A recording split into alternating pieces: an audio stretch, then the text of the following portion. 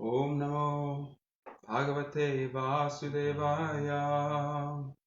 Om Namo Bhagavate Vasudevaya. Om Namo Bhagavate Vasudevaya. Om Namo Bhagavate Vasudevaya. Om Namo Bhagavate Vasudevaya.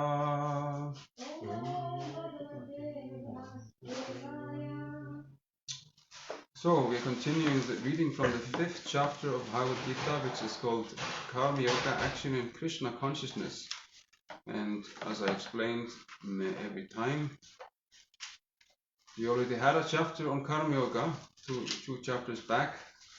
So what's the difference? The difference in between this chapter, Karma Yoga, Action in Krishna Consciousness, and the 3rd chapter, Karma Yoga, is the chapter called Transcendental Knowledge. And Transcendental Knowledge simply means Krishna Consciousness, because it means that you are aware of who you are, who Krishna is, and what your relationship with him is. So that's Krishna Consciousness. So when you add these two, combine the Karma Yoga and the Krishna Consciousness or Transcendental Knowledge, then you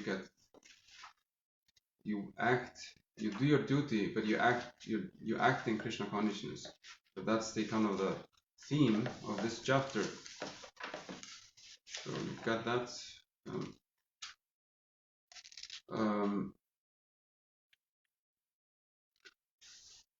We read 17 last time, didn't we? No, I think 19. 19. Oh yeah, that's true. Thank you. So we're reading 20, 6th chapter, 20th verse. And I'm going to read the Sanskrit. So I think we did 18 last time. No, we did 19th. Oh. You were right, actually. So you don't have the book, but I'm going to read the Sanskrit, and then I'm going to chant some invocatory prayers. Na, text 20, chapter 5, chapter 20, text 20. Na prahishet priyam prapya no dvichet prapya cha priyam sthira buddhir asam mudho brahmani sthitaha na prahishet priyam prapya no dvichet prapya cha priyam sthira buddhir asammudho brahmani sthitaha. Okay, I'm going to chant some mantras to my gurus. Om Namo Om Jnanati Mirandhasya Gyananjana Shalakaya Chakti Unmilitam Yena Tasmai Shri Gurave Namaha Shri Chaitanya Manopistam Stapitam Yena Bhutale Swayam Rupa Kadamahyam Tadati Svapadantikam Anteham Shri Guru Shri Yuta Padakamalam Shri Gurun Vaishnavanscha Shri Rupam Sakrajatam Sahakana Rakunathanvidam Tam Sajivam Satvaitam Savadhutam Parijana Sahitam Krishna Chaitanya Devam Sri Radha Krishna Padam Sahakana Lalita Shri Vishakhanvitam Jahe Krishna Karuna Sindho Dinabandho Jagatpade Gopesha Gopika Kanta Radha Kanta Namoside Tapta Kanchana Gaurangi Radhe Vrindavaneshwari Vrishabhanu Sute Devi Pranamami Haripriye Shri Vanchakalpatrupyascha Kripa Sindhubhya Eva Chapati Tanam Pamanekya Vaishnavekyo Namo Namaha Shri Krishna Chaitanya Prabhu Nitya Ananda Shri Advaita Gadadhar Shivasari Gaura Bhaktavrinda Hare Krishna Krishna Krishna Hare Hare Hare Rama Rama Rama Hare Hare Mukam Karoti Vachalam Pangum Langhayate Kirim Yatkripa Tamaham Vande Shri Gurun Dina Taranam Hare Krishna. So you can repeat after me. Na, never. Prahished, prahished, shed, yeah. Rejoices. Priyam, the pleasant. Prapya, achieving. Na, does not. Udvichet, become agitated. Prapya, obtaining. Cha, also. Apriyam, the unpleasant. Stira buddhi, self-intelligent. Asamudha, unbewildered. Unbewildered, not bewildered, unbewildered. Asamudha. Brahmavit, one who knows the Supreme perfectly. So we have understanding vet, so the same word actually, written the same way, vet. Someone who has vet, oh, really, on Brahman. Brahma means vet, Brahma vet, and who has, knows from God. Brahmani, in the transcendence. Stitaha, situated. Sorry. A person who neither rejoices upon achieving something pleasant, nor laments upon obtaining something unpleasant, who is self-intelligent, who is unbewildered, and who knows the signs of God, is already situated in transcendence. Self-intelligence, Stira Buddhi, self-intelligence. Stira Buddhi, self-intelligence. You repeat after me. A person who neither rejoices upon achieving something pleasant, nor laments upon obtaining something unpleasant, who is self-intelligent, who is unbewildered, and knows the science of God, is already situated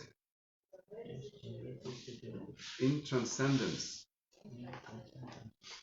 So there's the phrases here. So there's someone who, when he gets something pleasant, something that's very nice, like he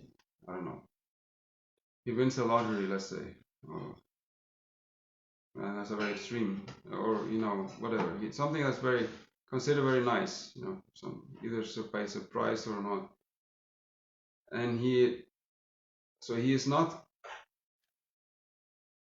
happy. He doesn't rejoice. Yeah. He's just like, okay, it came like that. He's not just. He's unmoved basically.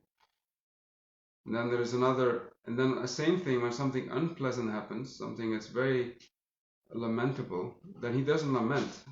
So these are the two phrases. So he's not happy, but he doesn't rejoice. He's just like he's equipoised to support happiness and distress. He is self-intelligence, stira buddhi. That means his intelligence is extremely undisturbed. Stira means just unmoving or undisturbed. So intelligence is self-intelligence means intelligence is so integral to his. He's like self-intelligence. Good. Being wise is just a part of him. He's never covered. His intelligence base doesn't. In other words, because he's not there's the sun is shining or the storm or sun, and he's not like sun is here, or because he's so steady in mind, his intelligence is never bewildered. So this word is called self-intelligence, or very stable, like fixed intelligence, fixed state of being wise. Asamudha, who is unbewildered, yes, and who knows the signs of God. So Brahma bit. he knows God, he knows the signs of God, he knows himself, he knows the whole thing. You know, who God is, that he's a soul, God is supreme, everything emanating. Everything he sees. It's 1300 hours. Everything he sees emanates from God, and so on. So he's like unbewildered. It's 1300 hours. It's 1 o'clock, 1300 hours. Our clocks are full. Yeah, we had this one. Okay.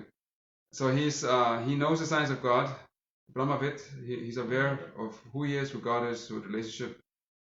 So that person. So these are the qualities. He's not happy or sad upon achieving something good or bad.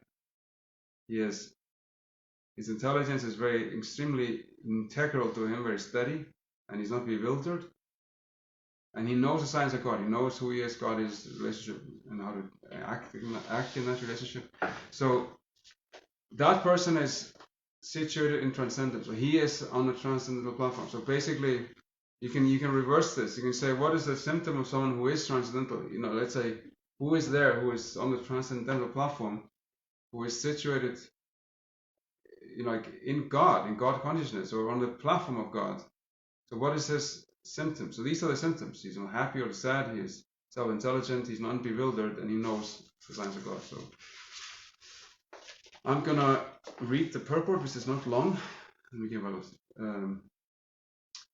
just to take this, Prabhupada takes this apart. The symptoms of, just like I said, these are the symptoms of the self-realized soul. So the symptoms of the self-realized person are given herein.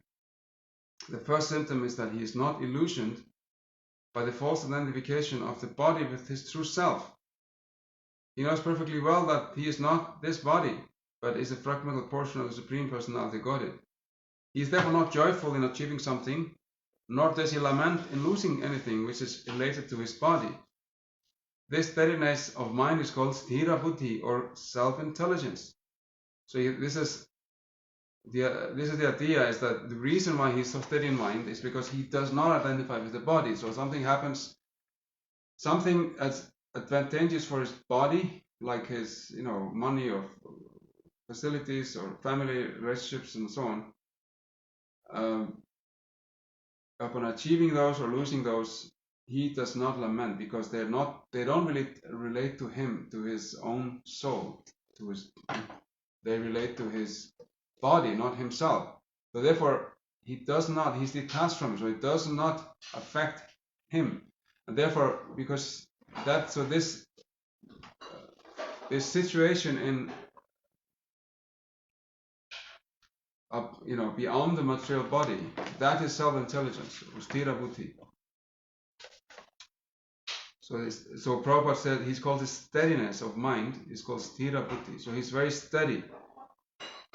So that means steadiness of mind, the man is always steady. You know, external things come and go, but he's always steady in mind. So this steadiness of mind is called sthira buddhi. You may know this famous story, I think it's come from China, about the farmer who had a horse. Have you heard, Haldur? Have you heard the story? I was told this story when I was a teenager, before I even met the devotees. But it's kind of just makes this point of sthira buddhi. So there was a man he was a farmer in the ancient times. This story is thousands and thousands of years old. So he had a very nice horse, like a very nice horse, like a really like this, you know, because when you have, just like with children, you know, you may have a child that turns out to be a wonderful child, or not such a good child. So it's kind of, you don't know exactly ahead of time the quality of the child. So same with animals, you know, you may do your best to breed, but you may get a very good specimen of a certain animal. So the horses are very valuable, considered very valuable. Even today, horses are very valuable. They're very, you know, even though people don't use them as much, they give so much happiness to human beings. Horses, they're beautiful, graceful animals, and you know, they have a personality and all that. So especially those times, horses are very useful. So very valuable, very you know, it's a sign of wealth to have a good horse. So he had somehow a horse of a very, very high quality, had you know, excellent horse had come into his possession. Either it was born in his farm or so on. So all the neighbors were saying him, "You're so lucky. You have such a nice horse. None of us has a horse like this." And this man, being like he was a self-realized man, so he just said, "Yeah, maybe so." He was just not moved and elated by the fact that he was so fortunate. He was just, maybe so, he said. And then, so what happened? Like a few days later, this horse escapes from his fence, so runs off somewhere. So now he had the most valuable thing, one of the most valuable things, and then the thing is lost. So what a shame, what a loss, So again, his neighbors are saying to him, "We are so sorry you lost your horse," and this and that. And the man said, "Oh, maybe so." He didn't become depressed or unhappy about the horse being gone. And then what happens? The horse actually returns a few days later, but because it was like what do you call it, like a leading horse. So what do you call it? I don't know what they're called. In Icelandic we have this breed of sheep that lead the other sheep. It's actually a separate breed. It's interesting. So anyway, the horse somehow had gone into the wild, and there in the wilderness there were older horses that used to roam around. And because he was like this, he was he had this leadership quality about him. He actually didn't just come back, but he brought like a whole flock, or how do you say in Icelandic, we say stóð. He brought like a whole flock. Yeah, good one. Flock. Yeah, flock of horses back with him. So now he just didn't have, he had like a whole flock of horses. He not only didn't have this nice horse, but he had a whole flock of horses suddenly. So his fortune had actually increased from before. So then again, his neighbors come around and say, "You are such a fortunate man. You got this. You not just did the horse come back, but you got so many more horses that just came without you having to even go find them, and they're all yours." And he said, "Maybe so." He was just like equipoise, stira booty. And then a few days later, his son was trying to tame one of the horses, and the horses kicked his son and broke his leg.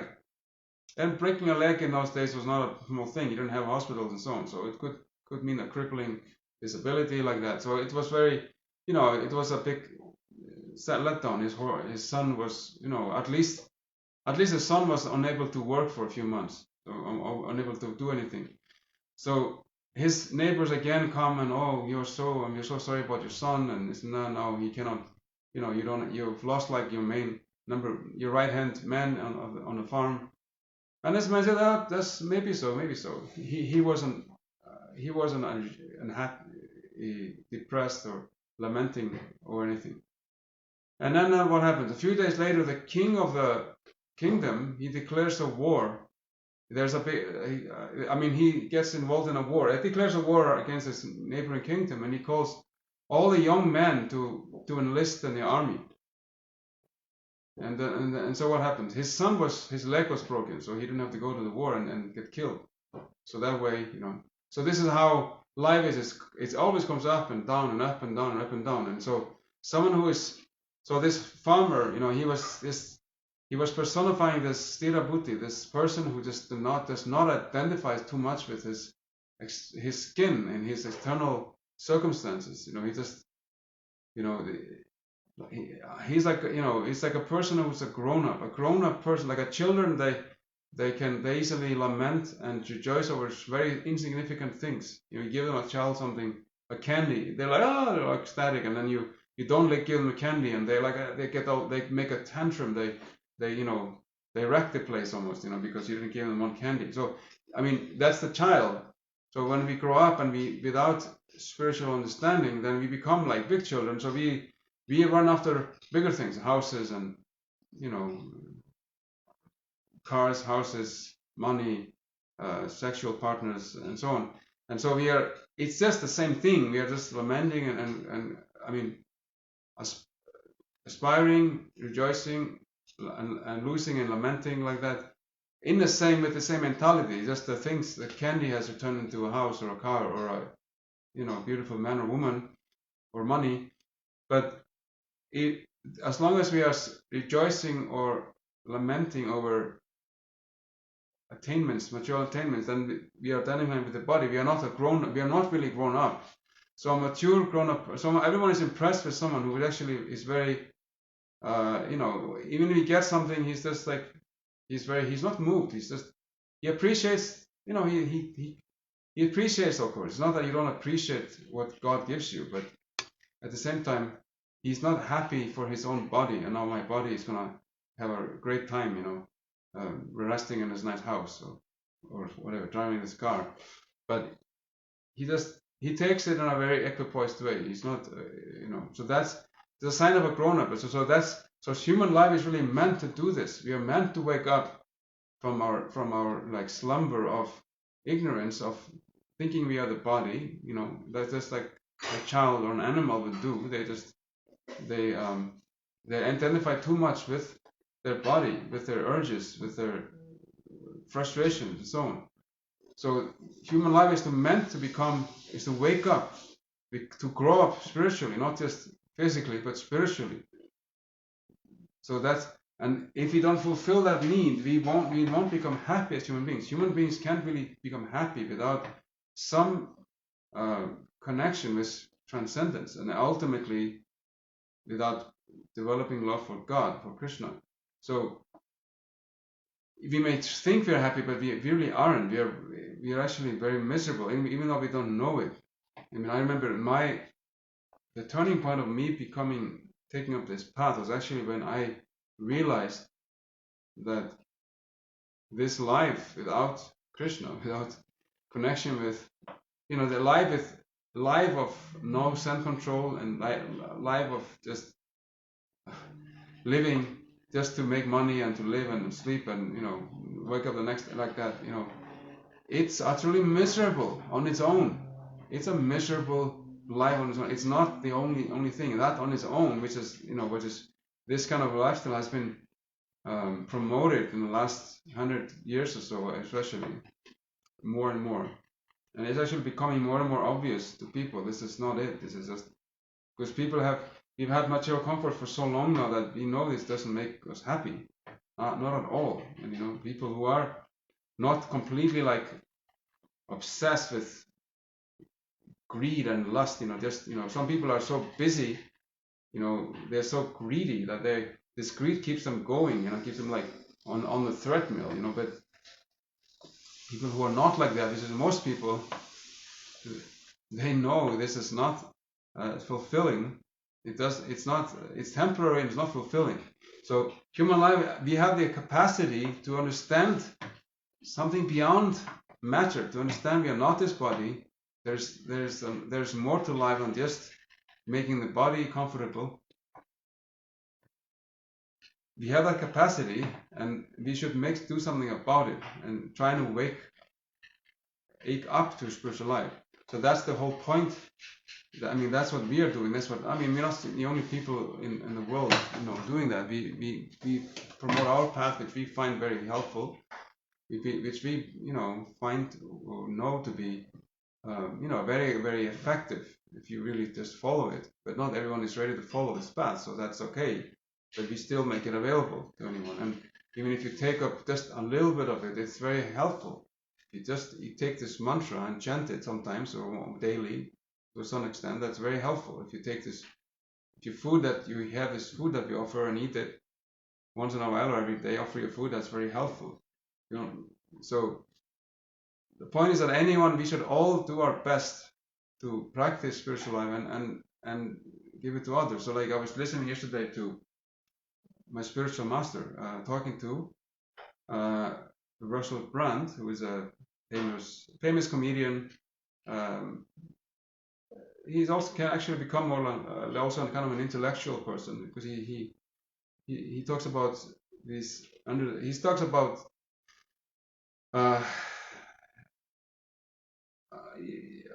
he's trying to help people, in the same way. He's actually doing the same kind of work that we are doing, just more but in a different what do you call it? In a different realm. What he would say in a different menu and a way.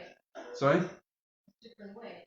Yeah, and a different scene also. He's appealing to a certain scene, a certain venue, what's it called, milieu. There's certain, there are different groups or different circuits of people like that. So but he's doing exactly the same thing, but in his own way. He also practices spiritual life. He also chants Hare Krishna and so on.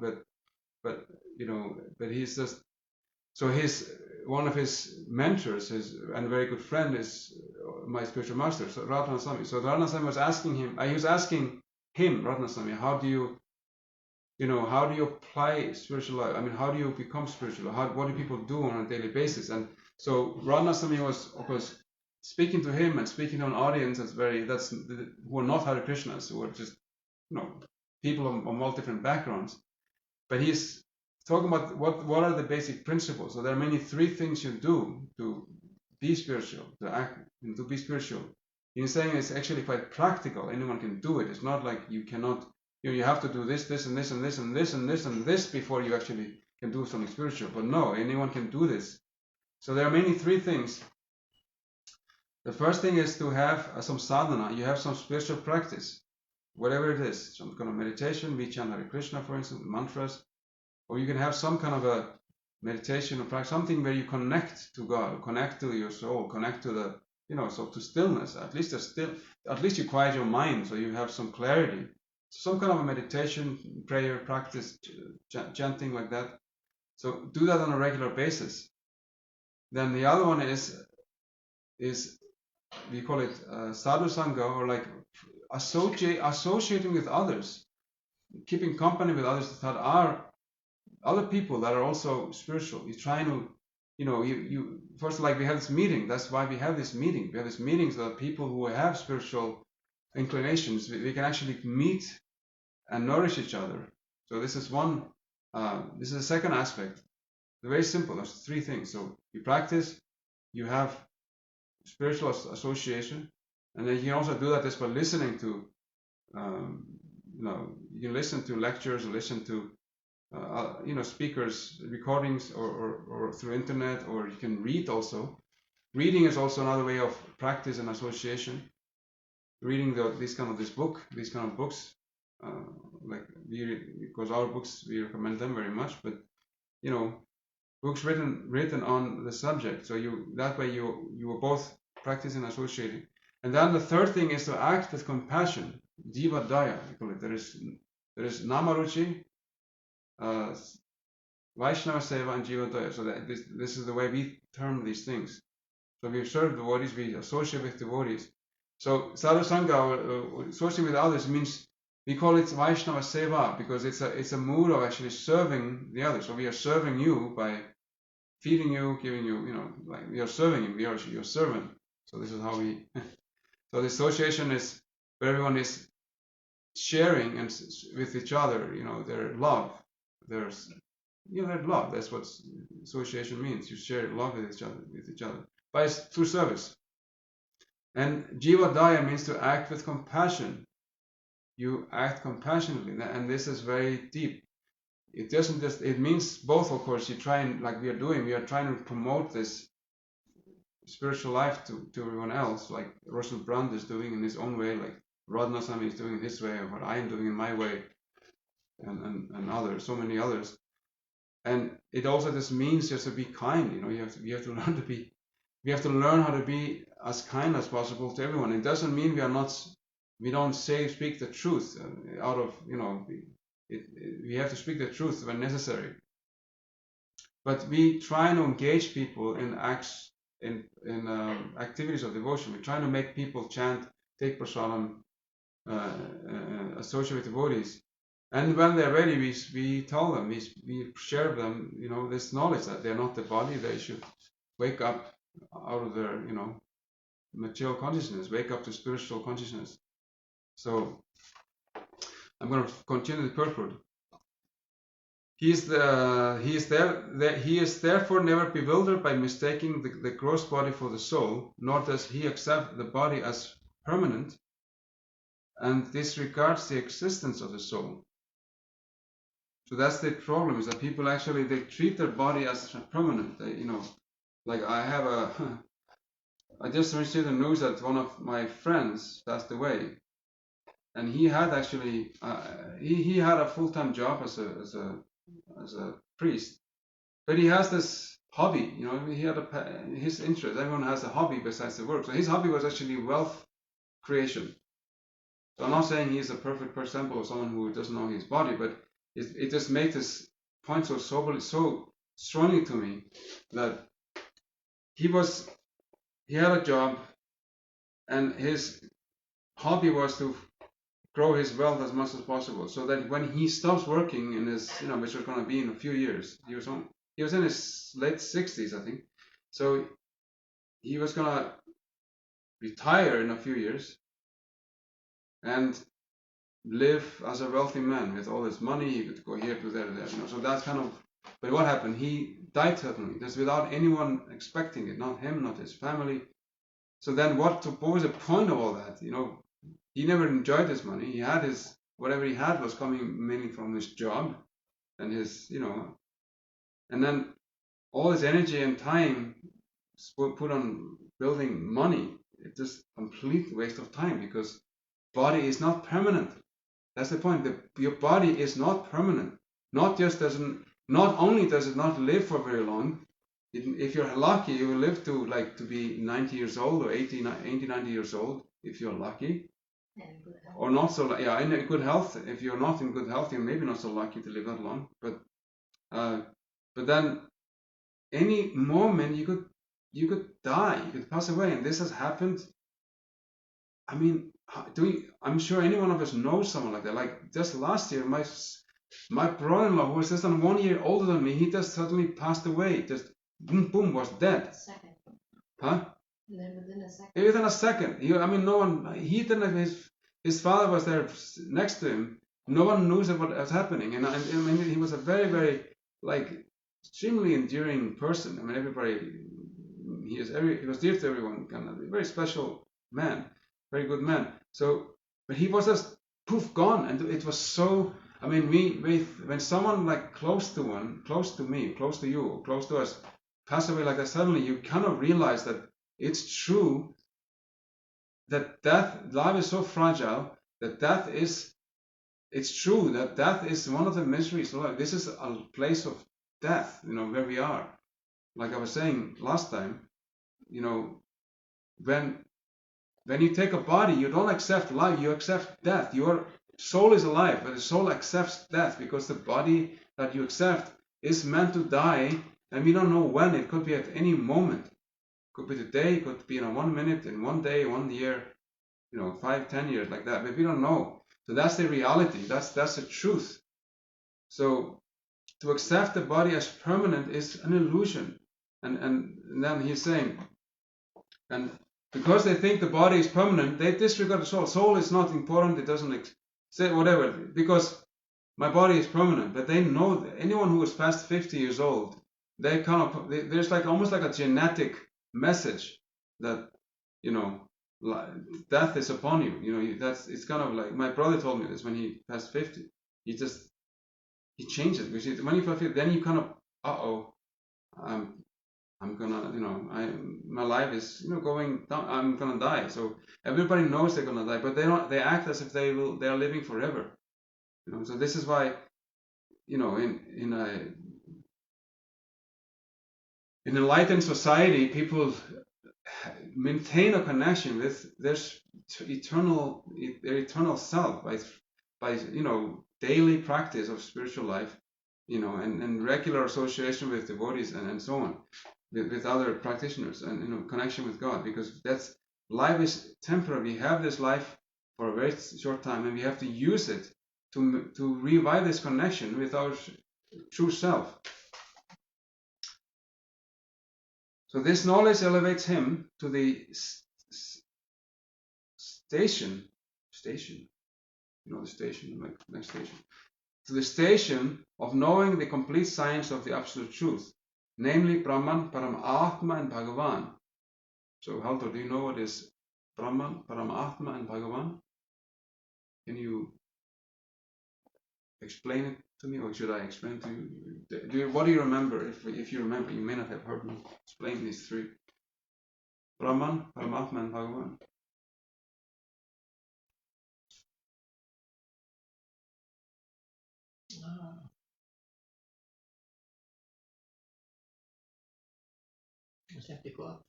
Sorry?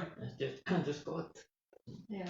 God, yeah, so that's true. It's actually his God, but he is just like the sun. It's a singular object, a singular thing, God, but you experience him in 3 stages. First, you experience him as eternal, or a light, like that, something eternal, light, and it's not very personal. It's more like an impersonal experience of an eternal existence, of a brilliant light, like that. And then you progress further, and then you see God in your heart, and in the heart of every living being, and within every atom, as all-pervading. And he has a form. That form of God is actually there. He's standing in your heart, in a form, in a particular form. So that's Paramatma. So you accept God as eternal, then you see God further as being everywhere, present everywhere, and knowing within your heart, guiding you, like your internal guide, your internal friend, like that. And then you progress further, and you see him also as the supreme person, the supreme beloved. The supreme beloved. So Prabhupada explained that. Bhagavan means supreme beloved. So you experience God as an eternal person who is beyond this world. As he's already present everywhere. He's eternal and present everywhere, but he's also, as the supreme beloved, he is also beyond this world, in his own place, in his own abode, in his own state, like that. So this is Brahman, Paramatma, and Bhagavan. So these 3 stages of seeing God. First you see him as eternal, then you see him as ever present within your heart, as your guide, and then you see him as the supreme beloved person, like that. So this is God realization in 3 stages. So sometimes we give the example of the sun. The sun, you have a sun light, like sun is coming in the window. That's the sun. But you also see like the sun disk in the sky. That's also the sun. And if you actually are able to go to the sun, you have somehow have the machine or the body to be there, then the sun is actually a place with there might be people there, it might be, there might be all kinds of things happening there. We cannot know, we can't tell from here, but that's an option, because people might have a body there. So like a mountain, you see a mountain from the distance, it looks like a cloud. Have you noticed that, like very far away? And then you come closer, and then you see you can see what it looks like. It has a shape and all that. And then you can go on the mountain, and then you have animals there. You have maybe little houses. You have people, waterfalls, and all that. You see it, So it's the same object, the same thing, but depending on your level of your distance from it, or your distance from it, you experience it in three different ways. So that's kind of, sorry? Yeah, in different ways. Yeah. Yeah, the same, but it's the same thing. It's not like, there's, it's kind of, some people compare this to the Holy Trinity. You have the Son we are like the Son of God. We are the eternal aspect. Then you have the Paramatma, or the Holy Ghost within the heart, and then you have the Father, or the person, supreme beloved. So some people have given this comparison, this correlation. And I want to finish the purport. He thus knows his constitutional position perfectly well, without falsely trying to become one with the Supreme in all respects. So what is important?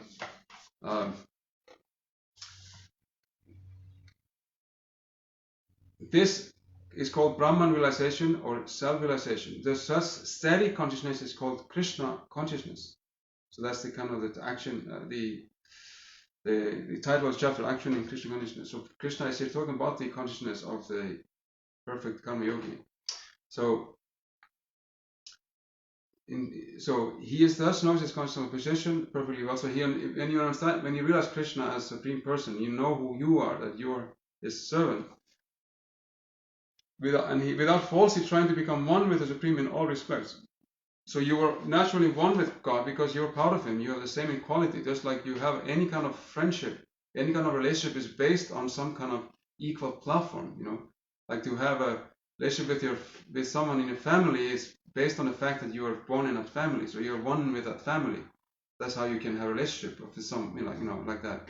And if you meet a friend somewhere, how do you become friends? There's some common platform. You were in school together.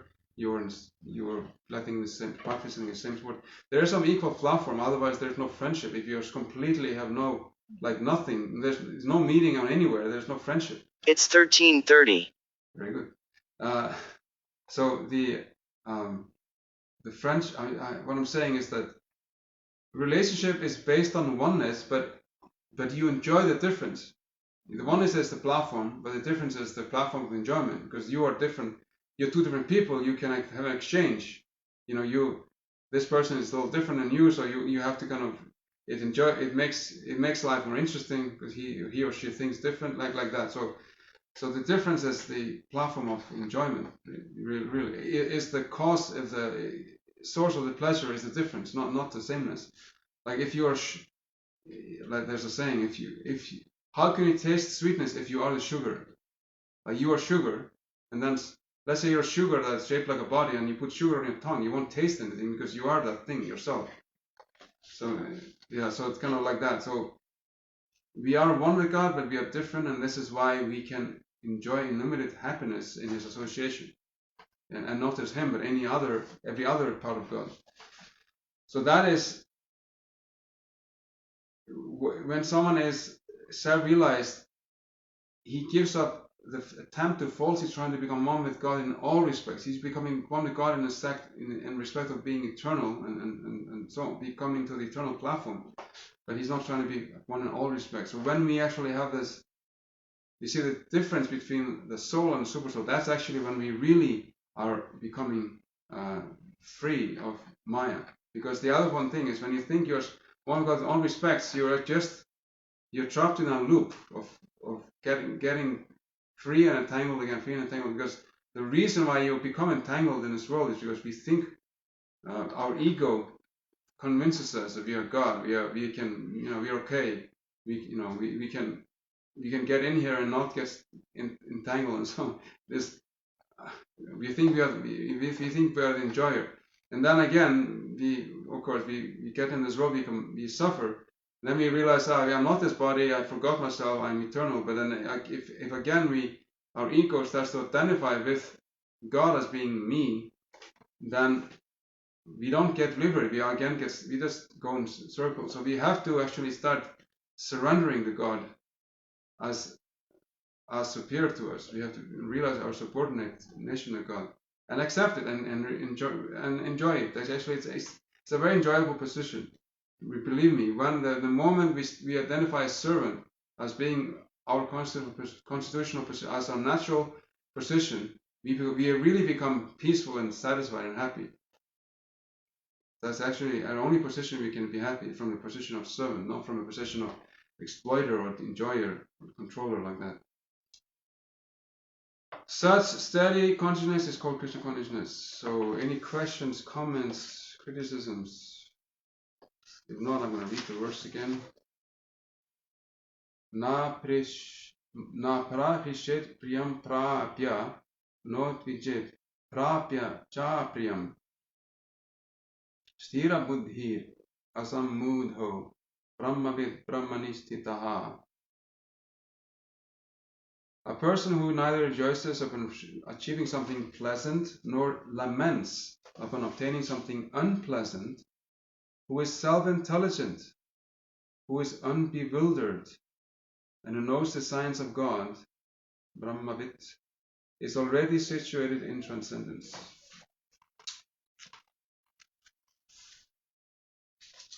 I was just thinking, every energy that we can think of has a source. Like the sun, sunlight, and heat. It has a source as the sun, and if you can think of gravity, for example, that energy, if you want to call it energy, that force. The source is what? The earth. So it's like, no matter what kind of energy you think, there's always a source of that energy. So there's all this energy around us, this life force energy. You must have a source somewhere. Mm-hmm. And I like, Yeah. You got that? and must have a physical source. Like, it's not that it's also light, because you have the sun. The sun is a physical form. It has a body. The sun has a body. You can see.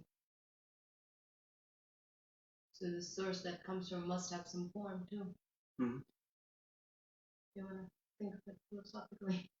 Yeah. It's actually that's philosophy. Philosophy is to understand the cause of things, the source of things. That is actually, if you want to simplify what philosophy is just dwelling on the cause, of everything. Actually, there are four types of causes. One is the cause. There's the material cause. Everything has a substance, like a house is made of building materials. So that's one cause. Where did they come from? Those things. And then you have a formal cause.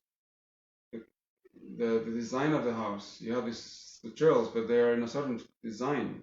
So someone must have designed this house. Given a design. So there's some source of the design too.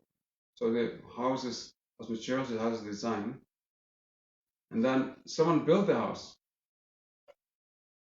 So the house has materials. It has a form, but someone must have put these together. Using the design, someone actually put those things there. So that's called the efficient or the operative cause. And he's also, you can also say someone is using the house or running the house. And then there's the fourth cause, which is final cause, and this applies to everything. So you have a house, it's made of certain materials, like cement, mostly in Iceland. Most houses are made of cement. And then it has a design made of an architect based on, someone's, like, people who wanted to live here. And then someone built the house and used the house. So this is but what's the ultimate cause? What's the purpose of the house? What's the reason? Why is it there? Why is the house there? Why was the house built in the first place? They have all these things. So that's actually the most important cause. What's the purpose of everything? Why is the world here? Why are you here? Why am I here? So this is philosophy, really, if you want to make it very, very like bare bones, like very got to the is to explain the cause of everything. So the ultimate cause, of course, is that you live in a house to use it, but we use it to serve Krishna, or you understand that the world is really meant for sacrifice. That you sacrifice a temporary goal for a more permanent goal, to go back to Godhead, or to, like I was saying about, as human beings, we have to dedicate some time and energy to becoming self-realized, God conscious. So that's a sacrifice. You have to sacrifice our childish waste of time. We have a childish mentality. What do you do with your free time? You just play around. You watch TV, you play video games, or you play sports, or do some hobbies, just because you don't know what to do with the time. But you might derive some happiness from it. But so you have to sacrifice some of that time, that extra time, to to practice spiritual life. So that's the purpose of everything. And that's why everything has the purpose is yajna, or this sacrifice to the Supreme, to become God conscious, to connect to God. So that's true. Everything has a source, and I can think of Plato made a very intelligent observation. Plato, he's like how you say? He's like the original philosopher of Europe, of Western world. There's a philosopher in England who said that every philosophical contribution after Plato is just footnotes to what Plato said. Yeah. So Plato made this very intelligent observation that in my body, like you were just saying, I see like the earth element, and I see that here and everywhere out in the universe, there's so much earth element. Earth must be everywhere, earth element. The same with water. There's water here in my body. Water is everywhere. There's so much more water over there, and water, air, ether, like that. And then he says, but I also find in my body intelligence.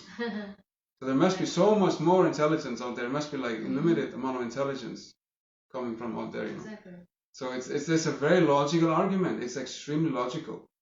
Yeah, I mean, I'm just an effect of something. Exactly. I am just, this body is just an effect of something much greater. In that body you have all these things. So in the effect, the source has so much more. So if there is intelligence in my body, there might be so much more intelligence out there. So it's extremely logical. I mean, it's absolutely logical argument, and it's like, how can you argue with that?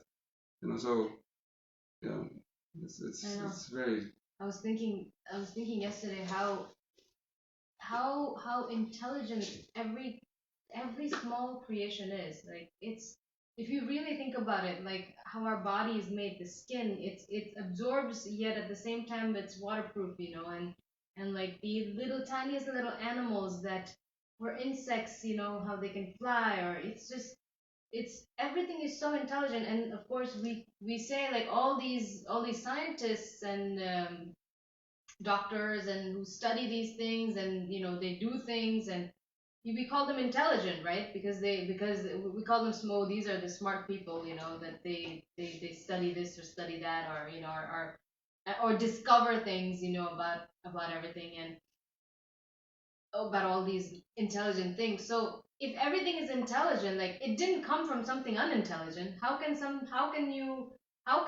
anything intelligent come from something unintelligent? Like, Yeah, it's just such a actually, this is a very good point. Actually, we in Krishna, I was just hearing Srila Prabhupada like 2 days ago. He was saying that we have the opposite theory. We say that life started with the most intelligent person, Brahma. The first created creature, and then it came, and it kind of, how you say, it manifested down from him. So it didn't. It is not like we started with something stupid or something like something with two, like, what do you call it? What do you call this? Like these amoebas. There's some very, very, very. There's hardly any intelligence, but there's some kind of a operating program in a RNA or something. I don't know what it is, a virus. These things. So then you have some. Then you get a little more intelligent like that. We think that things came from a small life form, and gradually there's like you have Einstein, like someone like Einstein, some very, very intelligent. No, it starts with the most intelligent person, and then from him, everything is created from, so that's actually that's our creation, or that's how we see things. But the source is always greater than the effect. Mm-hmm. So if you're an effect of something, if you're an effect of something, of a source, the source must be greater than us, more intelligent, more capable. So that's very intelligent. That's actually, it's more intelligent, it's more logical. Just based on what Plato says, what my good wife says. So. But it's I mean, there's like almost like a political agenda behind this evolutionary theory, because it's one way they're trying to remove God from the picture, remove him from the context, because that things just came about by themselves without any cause. But it's actually a very foolish attempt. It has, so many flaws in it that they don't talk about the flaws. They just kind of accept it as a dogma. It doesn't mean that living beings don't change and adapt to situations, and we see that, with time things change, environment changes, and things like some animals or humans get smaller or bigger. Like you can find skeletons of people much bigger than us or smaller than us, and but because we adapt to situations, but the basic form is the same. You don't find a human skeleton and that everyone in that town had had 4 arms, not 2, or something like that, or had only 1 arm. No, the basic structure is the same, because we are made in the image of God. That's what it says in the First Testament.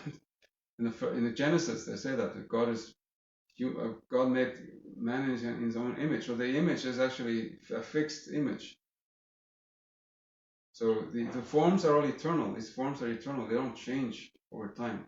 They may adapt. They may,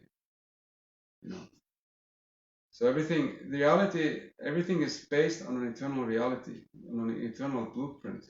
This universe is placed on the form of God, on His form. That's so lots of philosophies there. So thank you for joining us online and in person, and we will continue with our meditation, japa meditation. Do we switch the camera for that? Yeah, okay. We'll just thank you for joining us, and stay tuned. Every Sunday we stream this program, and we are so happy that you are gracing us with your presence, your association, your attention. Hare Krishna. Krishna.